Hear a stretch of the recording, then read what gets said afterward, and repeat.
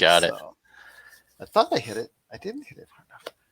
But we're back with another episode of Inside Sports Fantasy Football. It's Gerald Glassford coming right back at you here at Inside Sports Fantasy Football. We truly appreciate everyone out there listening to all of our shows. And if you can, please give us a 5-star review from Apple Podcasts. Plus, if you can like, share, subscribe, follow, or do anything that you can to support us right here at the Dom-ination Sports Nation, Inside Sports Fantasy Football, Pop Culture Cosmos, Lakers Fast Break, and Game Source, it is sincerely appreciated. And along with me here today are my fellow hosts, the guys behind the Dom-ination Sports Nation. It is Chris and Dom Lardieri. Sounds like we're doing this deja vu because I forgot to hit I thought I hit the record button the first time. But guys, great to have you here on the show today. Thank you. Great to be back. All right. Yes, back after such a long delay. Yes, all of 20 seconds there. But first thing I wanted to head into as we go into week 7 in the NFL, a rash of injuries to the Baltimore Ravens. And you thought with the kind of injuries that they've been suffering over the past few weeks at the running back position, you thought, this team is going to be out of contention. Not only are they not out of contention, they've been playing well.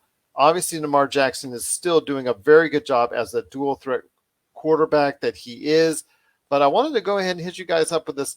If you would have told me 3 years ago that a running back lineup of Le'Veon Bell, Devontae Freeman, and also you've got J.K. Dobbins, Gus Edwards, you've got Latavius Murray, all these guys would be trotted out there by one single team, I would have thought you're crazy. Latavius Murray is the latest to be out of the lineup. So now you've got Devontae Freeman starting, and you've got Le'Veon Bell backing up. What the heck's going on in Baltimore, and how are they still succeeding? It's pretty amazing, especially when you consider the Giants, who are now in need of running back help, let Devontae Freeman walk away. Not that he's a superstar, but I think the bigger picture is that you get a guy like him or Le'Veon Bell off the scrap heap, and they can do good things behind a quality offensive line, unlike what the Giants have, and a multi-dimensional threat of a quarterback in Lamar Jackson.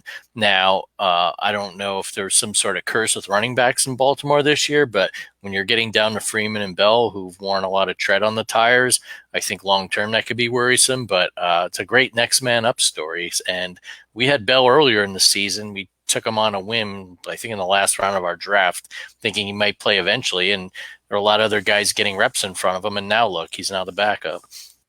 Absolutely. And Devontae Freeman, just to let you know out there, not to make it any more painful for you, is averaging 6 yards a carry. So that's very interesting how this is all played out. Dom, I want to ask your thoughts on this. I mean, if you've been keeping an eye on what's going on with the Baltimore running back situation, you thought that, okay, look, they're getting all these injuries. We're just going to go ahead and utilize Lamar Jackson even more than what he has been doing. Seemingly, they've been still relying heavily on the running back situation, so fantasy owners need to be aware of that as well. Yeah, I've seen Latavius Murray's available in a lot of leagues, along with Devontae Freeman. He's been on the waiver wire, and then now Le'Veon Bell too. So if you can snag any of those guys, I think that's a win for you. Absolutely. Right now, Latavius Murray is, though, out of the lineup and will not be playing, but still, with Devontae Freeman now starting and Le'Veon Bell backing up, and all three of those running backs, those name running backs, getting quality looks, getting quality touches in the backfield, along with what they're doing with Lamar Jackson, it seems very interesting for fantasy football owners out there if they're interested to go ahead and pick up some quality running back depth right there to help you out, because I know a lot of teams out there are starting to feel it when it comes to the injury bug. I know I am on both my teams, so I know if people out there are starting to feel it as well, need to look into what's going on in Baltimore and keep abreast of that, because you could be benefiting from it with a nice pickup or two, or maybe a trade down the line. But we'll talk about that in a couple minutes as well. But Chris, I also wanted to hit up on you on this when it comes to week 7. I know there are things trending currently in the NFL. We've seen some good things from Josh Allen, who's off this week. So we'll talk about that coming up here as far as the buys and how to maneuver through that. But there's also been some really good signs about solid performances out there from individuals I would be a little bit surprised at. I thought Jalen Hurst was going to be another year or two before he became a top 10 fantasy performing quarterback. But even though his team is struggling, he's still performing well for fantasy football owners. Yeah, it goes to show you a fantasy quarterback and a real world NFL quarterback can sometimes be two different things, especially with the eye test. Hurts is going to continue to have value as a runner. I mean, I was watching him recently on the Thursday night game last week against the Buccaneers, or 2 weeks ago, whenever it was. The days just seem to fly by. And Troy Aikman was talking about how, he looks for his first receiver and then kind of gives up and runs. Well, I guess in the development of a young quarterback in the NFL, that's not a good thing, but that's great for fantasy owners, especially if he gets you a touchdown in garbage time or whatever the case is. And, he's had shown some flashes of brilliance throwing the ball. I think there's a lot of upside to him as a fantasy quarterback, especially as you, like you said, hit the bye weeks here. If you've got him on your bench, I would be pretty comfortable with plugging and playing him. If, say, a Kyler Murray or Josh Allen is out, he's going to get you steady points. Absolutely. A couple more names on the list I'll talk to you guys about here. One of them is Jonathan Taylor, a name that we haven't spoken too much about, who's been a solid performer now for a couple years. Someone who is rising up the charts during the draft time, is still performing very well. Probably was still right now rated as one of the top 5 running backs in fantasy football right now. So I want to ask you this, Dom, if you're interested out there, if you don't have him, is he someone that you might look into as a trade target? I mean, because he's producing right now at some really solid numbers. Yes, definitely. My dad and I have him in the league that we're in together. He's been a great running back one for us. We snagged him in the first pick of the second round. He's a great pick. I thought he was a steal at the time, and I knew he was going to be the starter, and he took the starting job away from Marlon Mack, and I thought he was good at Wisconsin as well. So if you could give up maybe 2 running backs or a really good running back to get Jonathan Taylor, I would do it. I would do it as well, because it looks like he's going to have himself a really solid season if he stays healthy. I know that's an issue for all these guys these days, but for me, I think as well, the major surprise is that Derek Carr, after I thought it was going to do the El Foldo act, not only did not, he's actually closing in on 2,000 yards, second in the league in yards. He's got a solid but not super outstanding 10-4 touchdown interception ratio, but still very solid. I want to hear your thoughts on this, Chris. Is he someone who you're thinking about possibly putting in the situation, because there's buys coming up, and we'll talk about buys in more detail here in a sec, but is he someone you're thinking about more as a plug and play type deal, because he's just on the fringe of that top 10 quarterback list? Yeah, I think he can be, depending on who your other quarterback is. I think he's worth a start. He's not going to get you a lot of the running yards and touchdowns like the Allens and Mahomes and Murrays will, but he's a good second-tier option. I mean, Matt Stafford started off hot, but he's not been nearly as consistent as Carr has throughout the season. And I think eventually the touchdowns will tick upwards. It seems whoever plays running back for the Raiders, whether it's Jacobs or Drake, tends to get hurt or in the doghouse or something, and inevitably the Raiders end up throwing the ball more. So I think that could be the hint of things to come. And look, even with the John Gruden controversy and his resignation, team didn't look like they missed a beat on Sunday against Denver. So I think that bodes well for Carr. One of the things I want to ask you, Dom, is in regards to the paradox known as Sam Darnold, who is from USC, fight on. And I wanted to ask you this in regards to him. I mean, despite the fact he's thrown as many interceptions as he has touchdowns, because of the fact that he has run and leads all quarterbacks in rushing touchdowns with 5. He's actually up there in the standings as far as quarterbacks on fantasy football is concerned. So he's a risky play, but as someone you might want to look at as far as a plug and play if he's still out there on the waiver wire, because again, we're getting into that territory of waiver wire action as far as bye weeks are concerned. What are your thoughts on Sam Darnold? Yes, he's a good pickup for this week. They're playing the Giants, of course, with their terrible defense that was hyped up this year. I'm So not saying anything. I'm just laughing. I know when you're saying that, I can just see your dad squirming. That's all I have to say right now. It's facts are facts at this point, right? Yeah, absolutely. yeah, But go ahead, Dom. they're playing Joe Judge's great defense this week, so I would definitely start him, and I would start DJ Moore as well. He seems to be eating up all the targets, and I've seen Robbie Anderson get dropped in a lot of leagues because of that. He struggled over his first couple seasons, and it's something that didn't work out with the Jets. And 7 touchdowns, 7 interceptions is not scintillating by any stretch of the imagination. Is he someone that you're going to keep an eye on, or fantasy football owners should keep an eye on continuously? I mean, is this the best we're going to see from Sam Darnold, and he'll be just that underachieving quarterback for the rest of his career, or do you think he's finally going to right the ship on his accuracy because of the top 15 quarterbacks in the fantasy football league right now? He is just really probably got to be far and away the bottom of it. And the only thing keeping him abreast right now is those rushing touchdowns. Yeah, he seems to have two great receivers, and of course he has Christian McCaffrey, who's injured right now. But once he gets back, that offense is dominant. But something just seems to be holding him back, and like you said, the accuracy isn't there. I don't know if he's still He seeing didn't have ghosts these or what. issues at USC. Yeah, I mean he was great at USC. I'll say that. I was worried whoever was going to get him was it was going to be a steal in the draft, but he got drafted by the Jets, so that's an all-time curse. But uh, I just don't like his production right now. I mean, he's good for this week. Like I said, they're playing the Giants here. If you really want to start him, just look at his matchups. If he's playing a really good team, then I would try to drop him or keep him on the bench. But if you just gotta look at those matchups. One last name I want to hit you up with, Chris, before we head on to the two other major subjects I want to talk about is Jamar Chase, who a lot of people were worried about in the preseason because of the drops issue. And he not only has eradicated any of those fears for fantasy football owners out there, but he has far exceeded, I think, my expectations this early on. I know because of where he's drafted, there's a lot upon him as far as expectations, but I didn't see him fulfilling it this season. I thought he would be another two, maybe second, third year. You really start to see that growth, but he's one of the top 5 scoring leaders for wide receivers in the National Football League right now.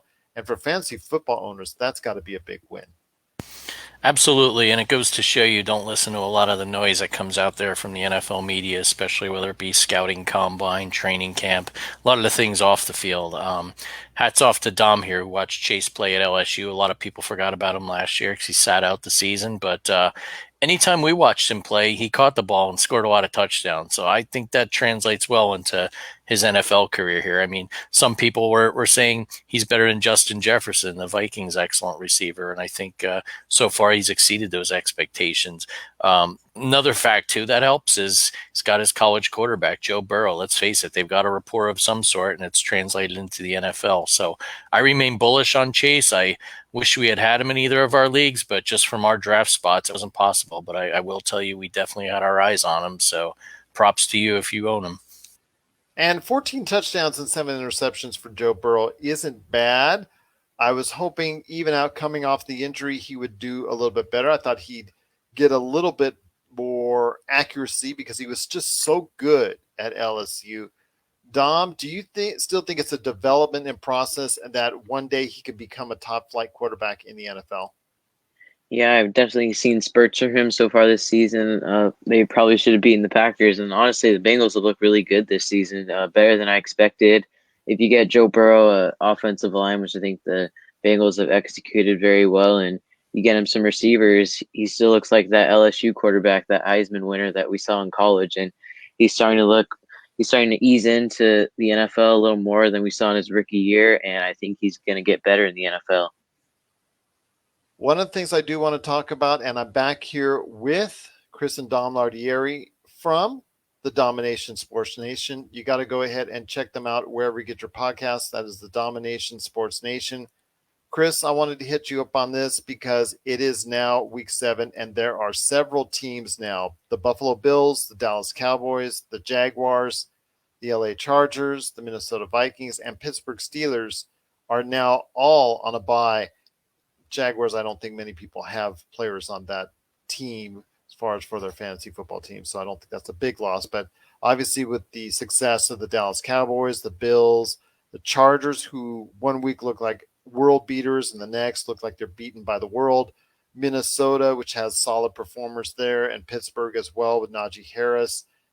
I think that people need to start being aware of these bye weeks because we're now over the next 3, 4, 5 weeks going to see a lot of action in that regards. Your thoughts on how you maneuver through these tough weeks for fantasy football teams, because if you don't have that depth, you got to find and manufacture ways in order to go ahead and get some points and remain on the top of your league. Yeah, the easiest thing to do, what I like to do, and Dom does a great job of this with our teams, is look at your roster for next week and see who's got those dashes with a blank on the schedule or no projected points. And that's where you start filling in the blanks. So you're not scurrying on Saturday night or Sunday morning looking for a kicker defense, or if you're down to one quarterback, a starting quarterback to fill in. Do it that way. And then two, if you've got someone like a Justin Tucker as your kicker, I wouldn't advocate releasing him. He's got a lot of value, and then normally we'd say, you could stream kickers or defenses, but a guy like that who's a bona fide number one kicker, stash him on your bench for 1 week, release that flyer you took on a running back or a wide receiver, and then you've got Tucker for the rest of the season. I mean, we did that in one league. We picked up Younghoe Koo against the Dolphins this week. He's a good kicker. If he ends up with a longer term, better projection than the guy we've got now, maybe we keep him. If not, thank you, and he'll be on his merry way. But don't be reactionary. Try to be proactive. Get ahead of the curve. Look 2 weeks out if you have to. Dearness Johnson was a big pickup this week. He played last night on Thursday Night Football. There are guys like that are out there. Maybe you say, all right, there aren't a ton of great running backs out there, but I know my running back's going to be on bye. Let me get the second stringer from another team, and perhaps if there's an injury or a benching, I could start him down the road where I'll need him for a bye. And that's something I also want to ask you as well, Dom, is how do you, like you said, coordinate with your dad on these bye weeks? Because for a lot of teams, it can really get pretty ugly pretty fast.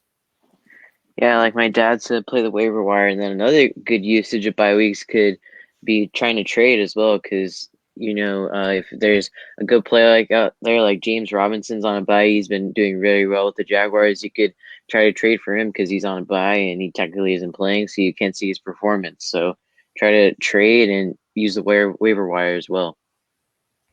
Very sound advice indeed. Once again, I'm speaking to Chris and Dom Lardieri. They're the guys behind the Dom-ination Sports Nation. You got to go ahead and check out their podcast each and every week when it drops. The last thing I wanted to touch on that's major and important in the fantasy football world is, since it is week 7 and we're almost at that halfway point, I think people need to now start taking just to sit down for a few extra moments this week and look at your roster and realize if there's any changes that need to be made. You need to start becoming more aggressive when it concerns trades, because if you're going to start pulling off the trades, now is the time.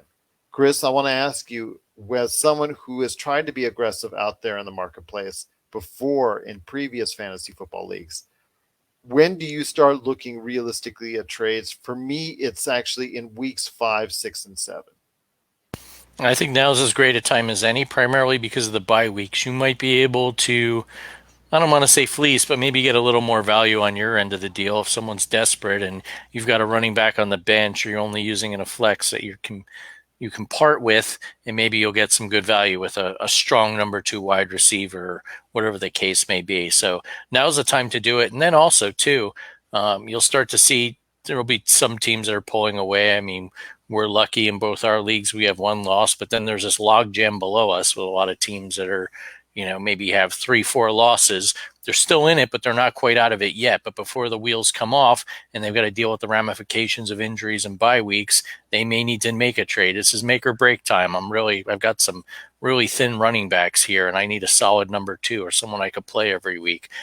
For instance, we've been getting, in a couple of our leagues, bites on DeAndre Swift, the Lions running back. We haven't parted with him yet. He's put up decent numbers, a solid number 2 running back. But if the price becomes right and someone gets desperate for a guy who's a starting running back, maybe not the greatest offense, but he's a lot better than what's out there. Maybe we make that deal. But I would definitely preach patience and selective, strategic type. I don't want to say fleecing like I mentioned earlier, but look for that value. This guy, let me go through his lineup. Yeah, he's really got no depth at wide receiver. Let's see if he wants to make a deal, or he or she, I should say.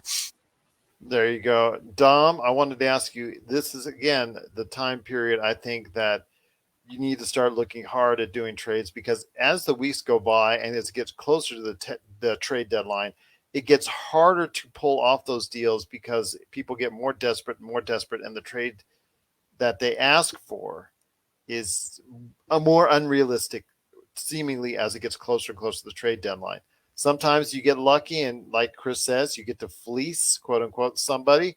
But usually I find it people get more desperate as it gets closer to that deadline. Yes, and my dad told me a trick as well: buy low, sell high. So you have a I've running heard back that or before. you have a running back or a receiver coming off a great week, and you're looking to trade for someone, deal them and try to get more out of them than what they should be priced for. So I think that's a good tactic. Well, there you go, indeed. Once again, it's Chris and Dom Lardieri, the guys behind the Dom-ination Sports Nation.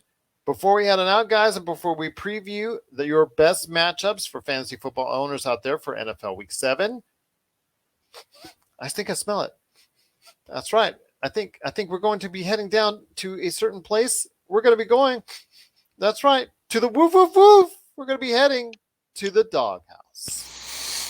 Thank you. And I'd also like to thank the Buffalo Bills and Josh Allen last week on an epic Monday Night Football game. They went for it on 4th and 1, where they could have tied the game and gone to overtime. But yours truly was happy as I picked the Titans home dogs getting 5.5, and they won outright. Always nice to see. Looking again this week, there are definitely some odd lines, kind of a weak slate of NFL matchups. The Titans are at home against the Chiefs, and they're actually getting points again, 4.5. And while I'm tempted to go to the well again in the interest of entertainment, I won't pick them again, but that's definitely an intriguing price, I'll say, right there. And then you've got two lopsided games where the Cardinals are giving 18 points to the Texans in Phoenix. And then you've also got the Rams at home in SoFi and Inglewood giving 16 to the Lions. Those look like college football lines, and I'm always tempted to take them, but I couldn't bring myself to do it. So instead, I found one of my favorites, the home dog, the Miami Dolphins. Most teams take their bye week right after London. Not sure why the Dolphins opted out of that for whatever reason, but it looks like the Vegas odds makers don't seem to like that. They've got some sort of jet lag still, plus a poor performance against the Jaguars down the stretch and blowing that game in London this past Sunday. The line opened with the Dolphins as favorites. It's now the Falcons are giving 2.5 to the Dolphins down there in Miami. I'm going to take the Dolphins, as sloppy as they looked, as up and down as 2 has been. I saw some flashes of brilliance from Jalen Waddle, who we managed to pick up in a league, but I just don't see the Atlanta Falcons being worthy of being favored against the Dolphins. I know the Dolphins have had a rough year, but I think they'll turn it around. I have little or no faith in Matt Ryan. I have little or no faith in much on the Falcons side of the ball, except, of course, for Younghoe Koo. I'd really like it to be 3 points, but I'll take it. I'll go out on a limb and say the Dolphins win outright, or maybe lose a close one by 2. So hopefully the streak continues, Dolphins. Let's see if they can continue here in the doghouse. There you go, indeed. And if you have any questions for Chris, Dom, or myself, you can go ahead and hit us up at isfantasyfootball or as well at Inside Sports FF on Twitter. That's isfantasyfootball or at Inside Sports FF on Twitter as well. Guys, before we head on out, I wanted to go ahead and say thank you so much for stopping by and checking us out at the Inside Sports Fantasy Football Show. But before we head on out, Week 7 in the NFL, Dom, are there any matchups in Week 7 you're particularly looking at as favorable for fantasy football owners? Yes, I'm looking at the NFC West, the Rams and the Cardinals. The Cardinals are playing the Texans. They're hosting them. So if you have Kyler Murray, or I saw Christian Kirk is on the waiver wire this week, start DeAndre Hopkins and AJ Green as well. Any of those players, you got to start them. It's going to be a beat down Arizona. And then also at SoFi Stadium, Jared Goff's homecoming. He's finally coming back to play against Sean McVay, Matthew Stafford, but for the Lions, they are yet to win a game. So the Rams will definitely beat them I will definitely start Matthew Stafford, Darrell Henderson, Cooper Kupp, or Robert Woods, any of those players. There you go. That's pretty much unspoken called for because it looks like they're going to be very favorable matchups for both the Arizona Cardinals and also the Los Angeles Rams as far as for fantasy football is concerned. But Chris, is there any matchups you're looking at, especially for fantasy football owners in NFL Week 7? Dom hit it on earlier. I like any Panthers against this Giants defense. They're in disarray on the offensive side of the ball. There are so many injuries. I really don't see how they're going to put up any points. Dare I say this is a week you start Sam Darnold. Wondering if the ghosts may suddenly reappear as they did at the Meadowlands once when he was playing the Patriots, but I don't think they'll be wearing the blue with a red stripe of the New York Giants uniforms. And then too, with the bye weeks, you're going to have to start streaming defenses. We got lucky in the waiver wire, picked up the Saints playing the Seahawks on Monday Night Football. Not a great game unless you're looking forward to the return of the Manning brothers like we are. But with the way Geno Smith's been playing and Tyler Lockett's been kind of marginalized, I think the Saints are a decent pickup as a defense this week. Not the most exciting fantasy matchup to keep an eye on, but as we learned last week, we had the Colts defense against the Texans, and those late game, garbage time, cheap fumbles and interceptions add up. And we won a close one last week thanks to that. So those little points can add up as the season goes on. Well, there you go indeed. But please, if you have any questions, once again, at IS Fantasy Football, isfantasyfootball@yahoo.com, or at Inside Sports FF on Twitter. That's isfantasyfootball@yahoo.com, or at Inside Sports FF on Twitter as well. Please, if you have any starting lineup questions, trade offers that you're currently pondering, you need help or advice, if it's a yay or nay, we love doing that kind of stuff. So please, if you get a shout out for us, it's at Inside Sports FF on Twitter or isfantasyfootball@yahoo.com. Well, guys, looking forward to another action-packed week. A little bit less action-packed, though, because a lot of high-powered offenses are on the shelf for this bye week. But still, it should be some good action indeed. Looking forward to NFL Week 7 and then getting back in touch with you guys next week right here at Inside Sports Fantasy Football.